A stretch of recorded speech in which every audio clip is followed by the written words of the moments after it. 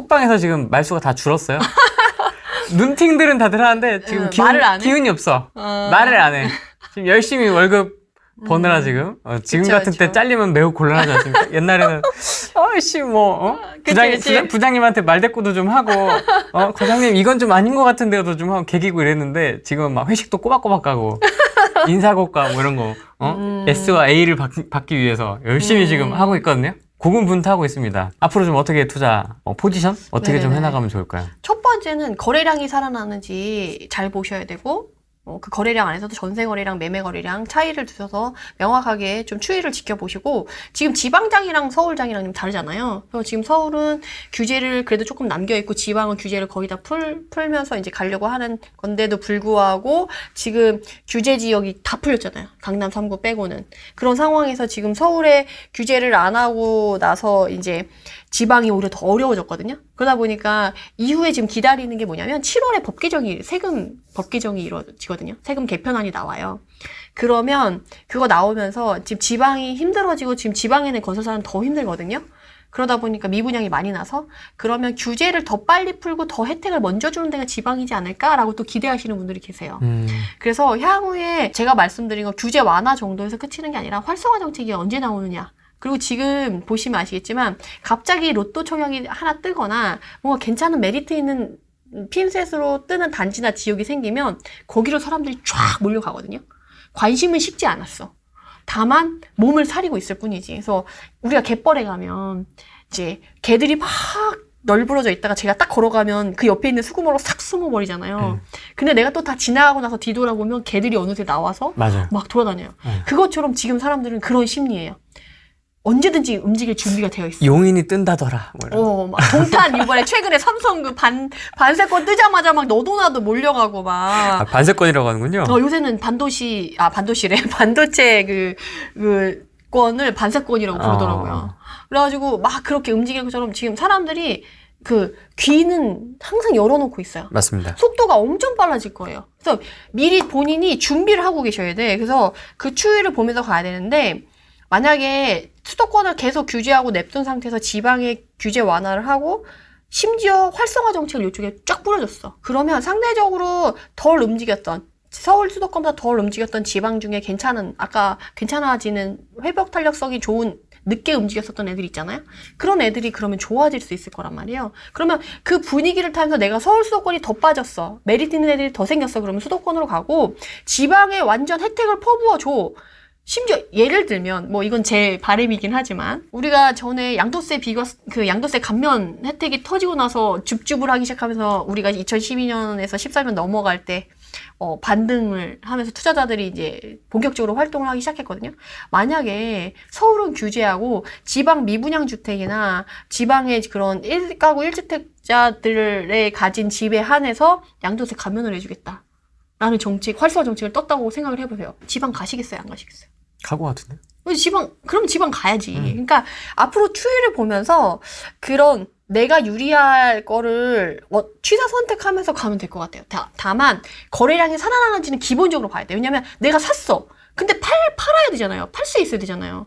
언제든지 뭐 역전세가 나거나 이제 변수가 생겨서 위험이 있을 수 있으니까 그 위험에 닥치지 않게 내가 언제라도 팔 수는 있는지 거래량을 확인한 상태에서 이런 활성화 정책에 따라서 내가 이득이 생기는 부분이 생기면 그냥 그쪽으로 가면 돼요. 한마디로 돈 된다. 수익이 난다 생각하면 열심히 찾아가시면 되거든요. 지금 부동산 시장이 죽어 있지만 돈의 길은 언제든지 물밑에서 흘러가고 있고 그 돈의 길을 찾아서 여러분들이 가시면 될 것 같아요. 무주택자는요? 무주택자는 지금 제가 아까 2개 고민하라고 했잖아요. 내가 사고 나서 떨어지는 게 더 타격이 클 건지 아니면 내가 못 샀는데 가격이 오르는 게 더 타격이 클 건지를 생각해서 결정을 한 다음에 본인이 이제 그 지역에 관심 지역에 공부를 하다가 모니터링 하다가 내가 움직일 수 있는 가시권 안에 들어왔다. 그러면 실행하셔야지. 로또를 사야 당첨될 수 있는 것처럼. 무주택자는 어쨌든 뭔가 계약을 해야 뭔가 오르든지 떨어지든지 뭐 데드캣 바운스도 아니고 뭔가가 있을 거 아니에요. 고민만 하면 그런 거 1도 필요 없어. 그래서 우선은 무주택자는 그렇게 하셔야 될 것 같고 네. 또 갈아타기도 있습니다. 네, 갈아타기 준비하실 분들은 지금 현장에 나가면 제일 많이 나오는 게 갈아타기 하실 분들이 그렇게 문의를 많이 하신대. 지금 질문도 거의 갈아타기가 되게 많더라고요. 이렇게 라이브 하다 보면. 네네. 근데 문제는 뭐냐면 본인 집이 안 팔려서 못 움직이겠다는 거예요. 문의만 많아. 맞아요. 거래는 안 한대. 물어보기만 한대. 그래서 갈아타기 하실 분도 결국에는 무주택자랑 결국 선택권이 똑같아지는 거야. 내가 갈아타기 할 때도 무주택자인 것처럼 이거를 안 팔고 전세 놓고 갔을 때 추가로 드는 금액 있잖아요. 이걸 내가 대출을 받아서, 그러니까 물론 연끌 이런 거 말고 내가 그 아까 말한 대로 대출 없이 그냥 생활비를 아껴 쓰는 것보다는 대출이시 생활비를 아껴 쓰는 게 자산을 읽어나가는데 조금 더 도움이 되니까 그 정도 수준에서 옮길 수 있는 갈아타기 조금 더 상급지로 옮기려고 했을 때 지금 사고 나서 떨어질 게 걱정되는지 아니면 안 사고 있었는데 가격이 올라서 못 산 거에 더 타격이 더 클지를 고민하셔가지고 그 두 가지를 결정하신 다음에 내가 대출을 더 조금 지금 안정적으로 고정금리로 좀 싸게 특례보금자리론이 갈아타기도 되니까 거기에 적용해서 그걸 활용할 건지 그리고 지역에 따라 지금 분당 같은 경우는 핵심 지역은 올라가고 있고 아닌 지역은 또 아니잖아요.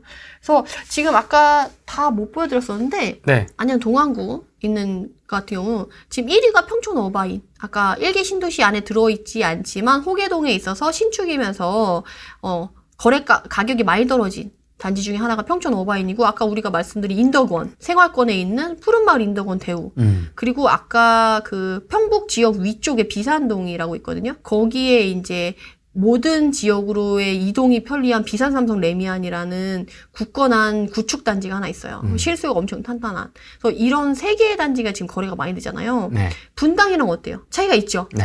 핵심 지역에 있는 애들이 아니라 동 이름이 일단 다 다르고요. 네, 다 다르고 메인 지역이 아니고 그 외에 실수요가 따라갈 수 있는 애들 위주로 움직이잖아요. 그러니까 이런 식으로 시장이 움직이는 지역이냐 아니냐를 구분하셔가지고 여러분들이 이거를 선택을 하셔야 돼요. 갈아타기도 솔직히 내가 닦아놓고 얘기를 드릴게요. 제가 무주택자 하면 아까 말씀드린 두 가지 중에 하나를 선택해서 관심 있는 지역에 내가 갈 수 있는, 접근할 수 있는 거를 할 거고요.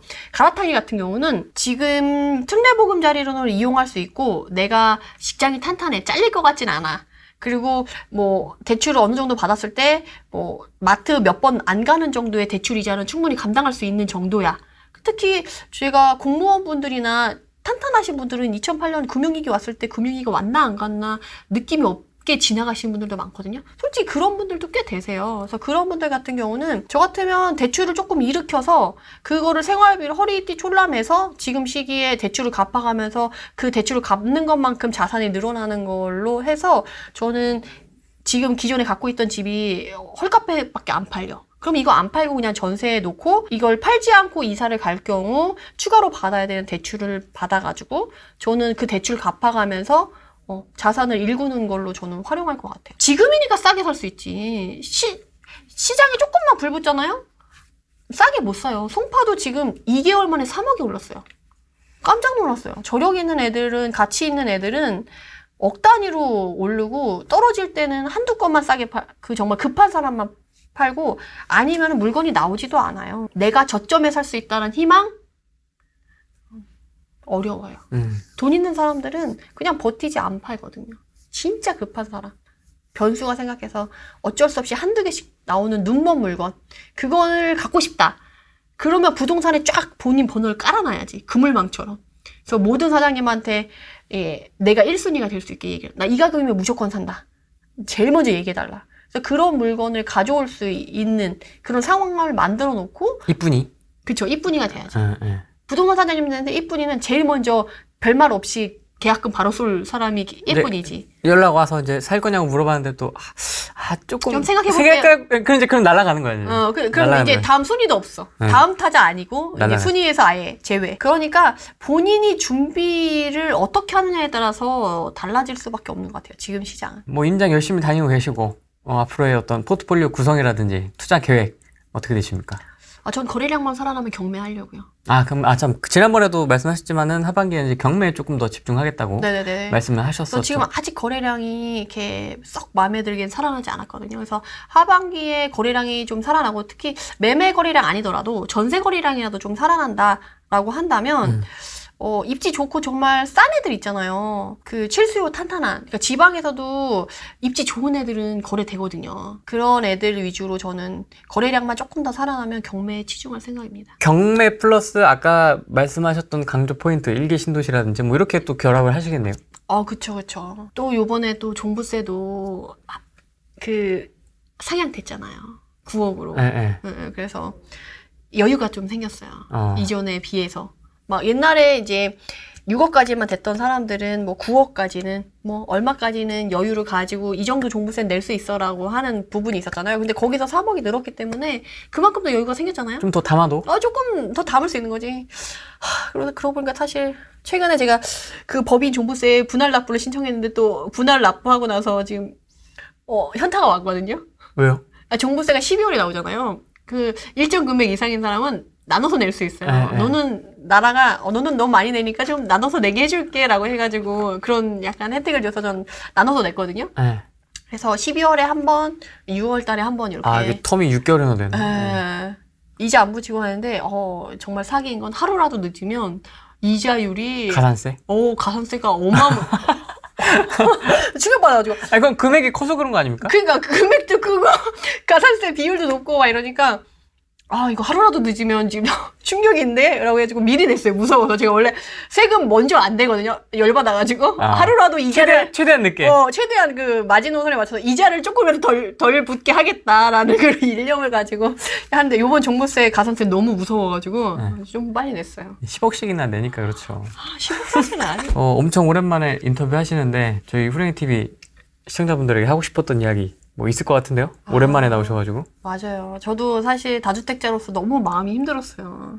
사실 요즘에 마음 안 힘든다고 하는 사람은 없지 않을까요? 투자를 한 사람이건 안 한 사람이건. 투자를 한 사람은 뭐 역전세나 자본이 녹아서 힘들 거고 투자를 안 한 사람은 자기는 그것마저도 없고 이미 그래도 내가 생각했던 가격보다는 올라 있는 경우가 또 꽤 있어가지고 어느 쪽에 있든지 마음고생 안 할 수 없는 시장인 것 같아요.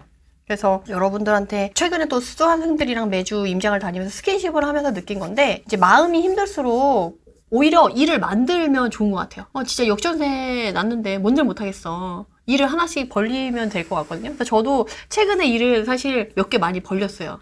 그래서 내가 역전세 나고 힘든 거 뭐 이런 거에 집중하기보다는 그거에 신경 쓰다 보니까 진짜 숨 쉴 시간 없이 시간을 보내고 있거든요. 그러다 보니까 시간이 너무 잘 가. 그래서 이 시간 자체가 고통의 시간으로 이렇게 집중하기보다는 오히려 다른 일을 벌려서 다음 상승장의 발판을 마련해 줄 수 있는 시간으로 만들면 더 좋지 않을까 싶어요. 그래서 여러분들한테 꼭 말씀드리고 싶은 건 지금 할 수 있는 일에 좀 집중하시라. 내가 시장을 어떻게 할 수 없어요. 비가 내리는데 비를 안 오게 할 수는 없어. 다만 우리는 우산을 준비할 뿐.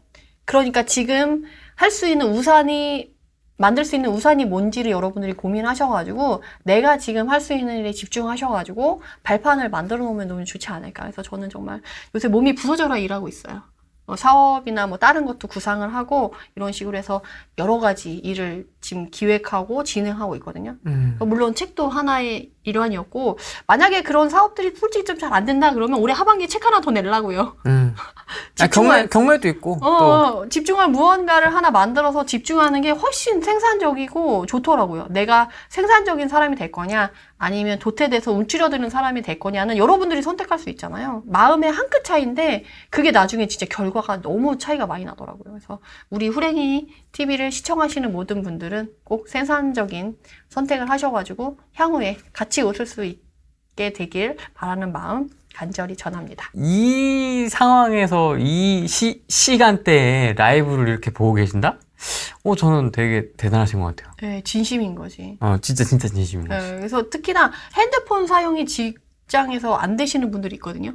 그럼 화장실 가서 보셨다 이런 분들도 있었어요, 솔직히. 근데 그분들한테는 진짜 제가 말씀드리고 싶은 게 저도 정말 남이 생각하지 못할 정도로 내가 이렇게까지 해야 돼? 라는 생각이 들 정도로 정말 저를 쥐어짤 때가 있거든요. 근데 그 시간이 진짜 남더라고요. 나중에 지나보면. 그래서 지금의 고생이 되게 눈물겨울 수 있고 본인한테 이게 얼마나 결과가 나타날까? 의구심이 드실 수 있는데요. 제가 지나보고 나니까 이제 부동산도 저점을 미리 알 수 없잖아요. 지나보고 나서 아 저게 저점이었네 알 수 있는 것처럼 네. 나중에 내가 노력했던 것들의 결과가 나타나고 지나봐서야 아 그때 결과가 나타났구나를 알 수가 있어요. 그래서 내가 사실 지금 노력을 들이고 나서는 다음 달에 결과를 보고 싶지, 수익을 보고 싶지. 근데 그 결과가 나타나지 않더라도 향후에 내가 원하는 시기가 아닌 더 늦은 시간에 충분히 나타날 수 있거든요. 그래서 지금 제가 또 많이 말씀드리는 게 가까이 있는 이득은 상당히 크게 보여요. 근데 멀리 있는 이득은 더 큰데도 불구하고 되게 작아 보여요. 저는 아직 안 떨어진 나감. 네, 여기 축하드립니다. 우리들 궁디팡팡 하면서 힘내요. 네네. 아. 전 역전세 안 맞아봐서 뭐 이런 의견들도 있고요. 저 2시간 한 거예요, 지금? 그렇죠. 시간 너무 빨리 간다. 저희는 뭐 한 번 했다 하면 2시간이니까 일단 아. 네, 좀 빡세지 않습니까? 인터뷰가 좀 다른 데랑 다르게. 다른 데는 인터뷰 하시는 분이 텐션이 떨어지시더라고요. 저는 텐션이 아직 남아있는데 옆에 있는 분이 이렇게 눈이 점점 내려오시고. 저는 텐션 떨어졌을 때가 딱 한 번 김원동 사장님하고 할 때 5시간 반 인터뷰할 때 그때는 좀 약간 막 약간 이랬는데 뭐 나머지는 뭐 괜찮습니다. 알겠습니다. 다음에 또 재밌는 주제로 한번 또 모시고 이야기 나눠보도록 하겠습니다. 고맙습니다. 감사합니다.